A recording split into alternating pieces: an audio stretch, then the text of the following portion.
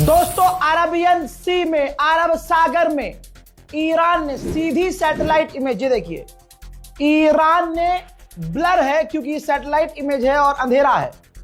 Iran ने अमेरिकी युद्धपोत को निशाना बनाया। सैटेलाइट इमेज से साफ नजर आ रहा है कि युद्धपोत में आग लगी है।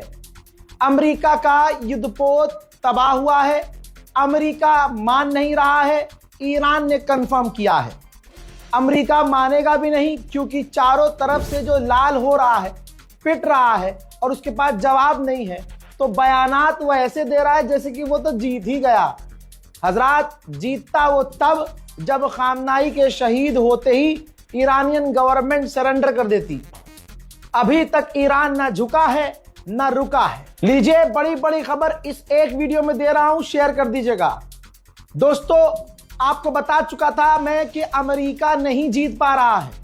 ईरान को बहुत जल्दी हराने का ख्वाब देखा था, लेकिन वो प्लान फेल हो गया। ईरान लंबी जंग के लिए तैयार है। अब ऐसे में अमेरिका को दिख गया कि वो सामने से नहीं लड़ सकता।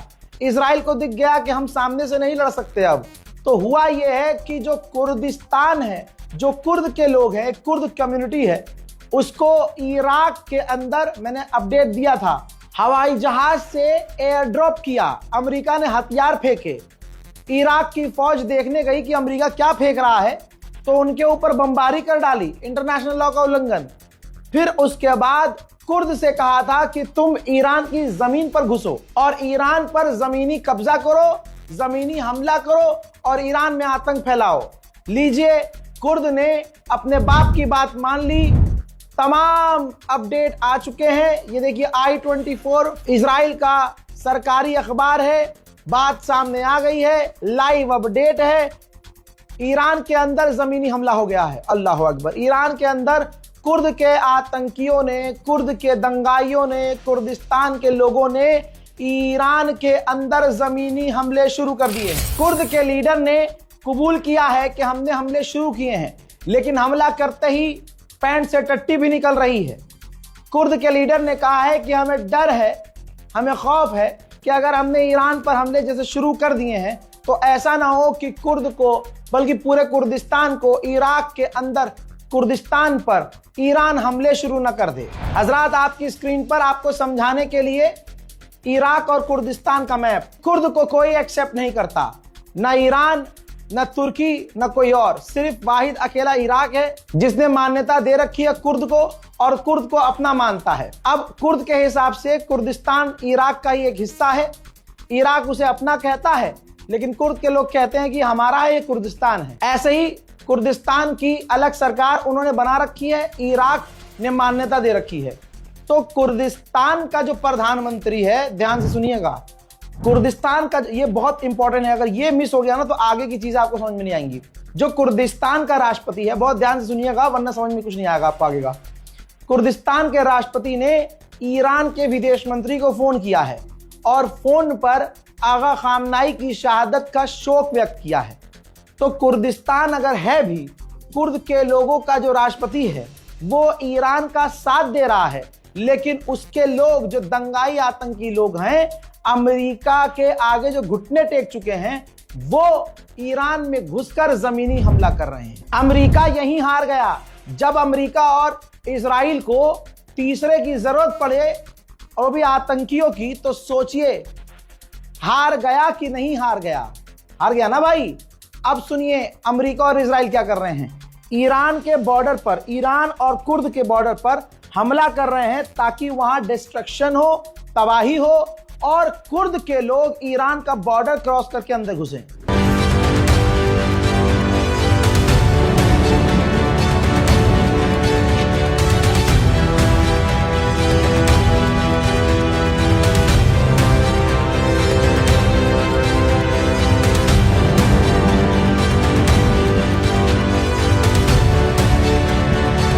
वहीं अमेरिका, सऊदी अरब दोनों मिलकर कुछ बड़ा प्लान कर रहे हैं। अमेरिका के विदेश मंत्री ने सऊदी अरब के विदेश मंत्री से फोन पर बात की है। खामनाई को तो छीन लिया, लेकिन खामनाई के लाल ने, हैदर के लाल ने, जिनको तुम काफिर कहते थे, उन्होंने तुम्हें करबला याद दिला दी, उन्होंने तुम्हें हुजूर के जमाने की जंग याद दिला दी। आपको एक बड़ी खुशखबरी दे दूं, ईरान के इस 2-3 दिन के हमलों में ही अरब इतना खतरे में पड़ गया है कि अरब भूखा मर सकता है, मिडिल ईस्ट भूखा मर सकता है। कैसे? ये रही रिपोर्ट। ईरान के खतरनाक हमलों की वजह से मिडिल ईस्ट में, पर्शियन गल्फ में और स्ट्रेट ऑफ हुर्मुज में 85% जो खाना इंपोर्ट करता है अरब कुछ बनाता थोड़ी है, सब इंपोर्ट करता है। तो अरब देश जो खाना इंपोर्ट करते हैं 85% अब वो खतरे में पड़ चुका है, खाना इंपोर्ट नहीं कर पा रहे हैं। 85% अब वो खाना इंपोर्ट, खाद्य उत्पादक इंपोर्ट नहीं कर पा रहे हैं। जैसा मैंने आपसे पहले ही कहा था हजरत मोहतरम, ये वीडियो बहुत इंपॉर्टेंट है, इंफॉर्मेशन से भरी हुई है। ईरान ने धमकी दी है, बहुत बड़ी धमकी। ये पोस्ट जारी किया है जिसमें इजराइल का डिमोना न्यूक्लियर रिएक्टर नजर आ रहा है। ये बहुत बड़ी धमकी है क्योंकि ईरान इस वक्त जो कह रहा है वो कर रहा है, और वो पहले कर देता है फिर बताता है। ईरान ने धमकी दी है कि अगर हमारी गवर्नमेंट गिराने की कोशिश की तो हम इजराइल के न्यूक्लियर साइट पर हमला करके उड़ा देंगे। ये होती है धमकी भाई। अब खेल रहा है ईरान खतरनाक। और आगे ईरान ने पता है क्या कहा? ईरान ने कहा कि अभी तो हम हमले और बढ़ाएंगे। बेलारूस के राष्ट्रपति लुकाशेंको ने अमेरिका की खुले में निंदा की और कहा कि उनको पता भी नहीं है कि खामनाई को शहीद करके उन्होंने क्या शुरू कर दिया है। पूरी दुनिया जल रही है इस आग में और खामनाई को शहीद करना सरासर गलत था। हम हर तरह से ईरान के इस शोक में साथ हैं। अमेरिका ने कहा था, अमेरिका के डिफेंस मिनिस्टर ने, कि ईरान के पास अब ड्रोन कम हो गए हैं, लेकिन सच्चाई अब दिखाता हूं कि इराक में ईरान अभी भी ड्रोन भेज रहा है और अमेरिका उसे मार कर गिराने की कोशिश कर रहा है।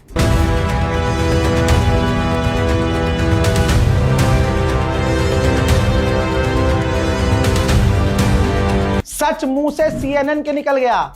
आप लोगों को ईमान का वास्ता है, शेयर कीजिएगा क्योंकि ये खबरें दबाई जा रही हैं। CNN लाइव रिपोर्टिंग कर रहा था तेल अवीव से। लाइव रिपोर्ट करते करते पीछे से मिसाइल आने लगी, तो पत्रकार ने कहा कि यहां मिसाइलें आ रही हैं लेकिन हम आपको दिखा नहीं सकते क्योंकि गवर्नमेंट ऑफ इजराइल ने मना किया हुआ। ईरान की एक एक बात सच साबित हो रही है। डोनाल्ड ट्रंप ने अब बयान में कहा है कि उनकी लीडरशिप मारी जा रही है। जो भी अगला लीडर बनने वाला है वो सब मिट रहे हैं, और अगर हम हमला ना करते तो ईरान पहले इजराइल पर हमला कर देता। अमेरिका पर हमला तो नहीं करता, इजराइल पे करता। तो ये बात क्लियर हो गई। जो ईरान के विदेश मंत्री ने कहा कि ये जंग इजराइल की थी, अमेरिका ने अमेरिका फर्स्ट को खत्म करके इजराइल फर्स्ट रखा। ये नीति रखी कि हमारे लिए इजराइल पहले है, अमेरिका बाद में। तो अमेरिकियों को धोखा दिया ट्रंप ने और वर्ल्ड वॉर छेड़ दी सिर्फ इजराइल के लिए, क्योंकि इजराइल के पास एप्स्टीन फाइल की तमाम वीडियोस हैं जिसमें डोनाल्ड ट्रंप छोटी छोटी बच्चियों के साथ गंदे काम कर रहा है। And their leadership is just rapidly going. Everybody that seems to want to be a leader, they end up dead. And it's an amazing thing that's taking place. Years they've been killing our people and killing people from all over the world, and I think we have great support. And I think if we didn't do it first, they would have done it to Israel and give us a shot if that was possible. आप शैतान की strategy समझिए। Israel border पर हमला कर रहा है ताकि आतंकवादी घुस सकें। ठीक, पहला अपडेट जो वो कर रहा है। इजराइल का दूसरा अपडेट ये है, उसकी स्ट्रैटेजी ये है कि वो ईरान में पुलिस स्टेशनों को निशाना बना रहा है ताकि पुलिस स्टेशंस को तबाह कर दे, और ईरान के जो गद्दार लोग प्रदर्शन करना चाहते हैं मूसाद और CIA से पैसा लेके, और लाखों वहां जो मूसाद के एजेंट्स हैं वो सड़क पर उतर कर जब प्रदर्शन करें तो पुलिस हो ही ना, क्योंकि स्टेशन तो उड़ा दिया। ये इजराइल की नीति देखिए कितनी खतरनाक है। ऐसे दो शैतानों के सामने 2 मिनट भी टिकना कितना खतरनाक है। लेकिन ईरान ने 2 दिन में पूरा मिडिल ईस्ट हिला दिया।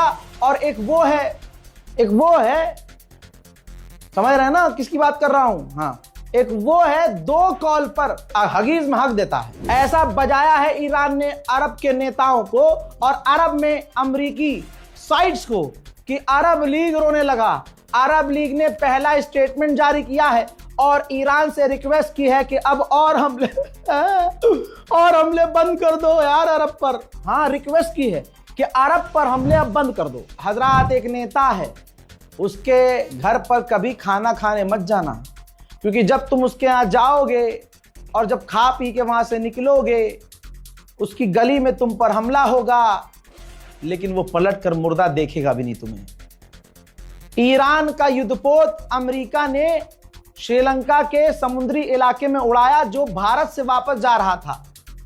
तब भारत के अंदर यही मोदी दोगली सरकार ईरान को अपना मित्र बता रही थी और जब उनके दोस्तों को, 100 से ज्यादा दोस्तों को श्रीलंका के करीब मार दिया तो मोदी ने मुंह फेर लिया।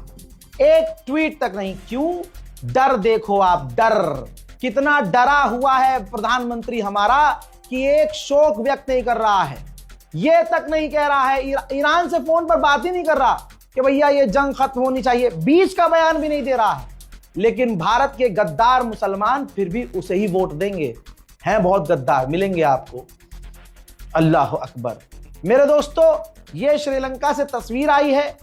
श्रीलंका ने बेचारे ने जैसे तैसे, श्रीलंका की नेवी ने ईरान के जो फौजी, जो युद्धपोत था, जो मारे गए फौजी नेवल ऑफिसर्स, 100 से ज्यादा लाशों को ढूंढ कर निकाला है और अभी ऑपरेशन जारी है। वहीं ईरान ने एक आधिकारिक वीडियो जारी कर दिया है, शेयर कीजिएगा क्योंकि ये ईरान की इंफॉर्मेशन है और ईरान की इंफॉर्मेशन को दबाने की कोशिश की जा रही है। भारत के मुसलमान, कुछ क्रिएटर्स भारत के मुसलमानों के इमोशन का इस्तेमाल करके फेक न्यूज भी फैला रहे हैं। सही इंफॉर्मेशन शेयर कीजिए ताकि ईरान को सपोर्ट मिले। ईरान ने यह वीडियो जारी किया है कि मिडिल ईस्ट में, अरब में और इजराइल में कहां कहां उसने निशाना बनाया है, कहां कहां उसने हमला किया है। ध्यान से देखिए इस वीडियो को। बहुत हम मेन पार्ट लगा रहे हैं क्योंकि यह वीडियो काफी लंबा है। अरब देशों में अमेरिका के जो एयर बेसेस हैं, जो अमेरिका की एक्सेसरीज हैं, जो अमेरिका के ठिकाने हैं, इजराइल के ठिकाने हैं और खासकर इजराइल जहां जहां भी हमला किया है, ईरान ने सबकी जानकारी इस वीडियो में मैप पर दिखाई है। हजरात मोहतरम, अब कमाल की बात सुनिए। ये व्हाइट हाउस की प्रवक्ता है, व्हाइट हाउस की ऑफिशियल प्रवक्ता। इसने पता है क्या कहा है? सुनिए। The president had a feeling, again, based on fact, that Iran was going to strike the United States, was going to strike our assets in the region, and he made a determination to launch Operation Epic Fury based on all of those reasons. पता है इसने क्या कहा? इसका कहने का मतलब ये है, मतलब क्या कहा इसने? यही है कि डोनाल्ड ट्रंप को फीलिंग्स आ रही थी कि ईरान अमेरिका पर हमला करने वाला है, इसलिए डोनाल्ड ट्रंप ने ईरान पर हमला। तेरी बहन की राह तू छोड़ दो, सब देखते हैं यार, देखते लो, अबे कुछ भी बोले जा रहे हैं, अबे छोड़ दे तू।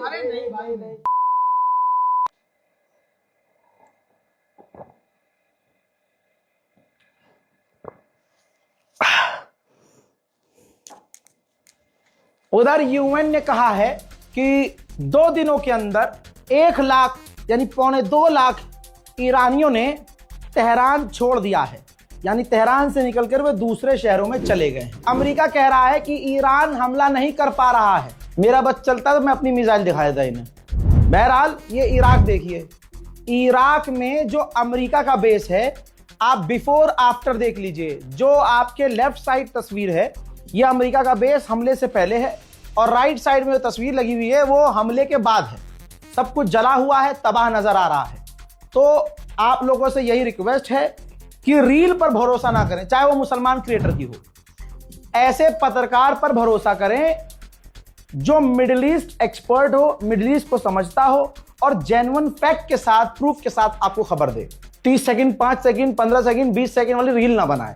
रील भी बनाए तो उसके पास वो एक्सपीरियंस हो कि भाई ये पत्रकार है, ये जेन्युइन खबरें देता है। ऐसा नहीं, क्योंकि मैंने देखा है कौम में बहुत गलत फहमी। मेरे पास व्हाट्सएप आ रहे हैं लगातार, भाई देखना, क्लियर करना, भाई ये तो वेरीफाइड चैनल है, भाई इनका तो यूट्यूब चैनल है, भाई ये खबर दिखा रहे हैं। जज्बात के साथ कुछ क्रिएटर्स खेल रहे हैं, उन लोगों से मेरी हाथ जोड़ के गुजारिश है, मेरी जान, सच बोल के इज्जत मिलेगी, झूठ बोल के मिलियंस में फॉलोवर मिल जाएंगे, लाइक मिल जाएंगे, लेकिन 4 दिन बाद आपके वही फॉलोवर आपको गाली बकेंगे, क्योंकि आपका झूठ ज्यादा दिन चलेगा नहीं। फिलहाल के इस अपडेट में इतना ही, लौट रहा हूं फिर से बड़ी जानकारी के साथ, तब तक के लिए जय हिंद।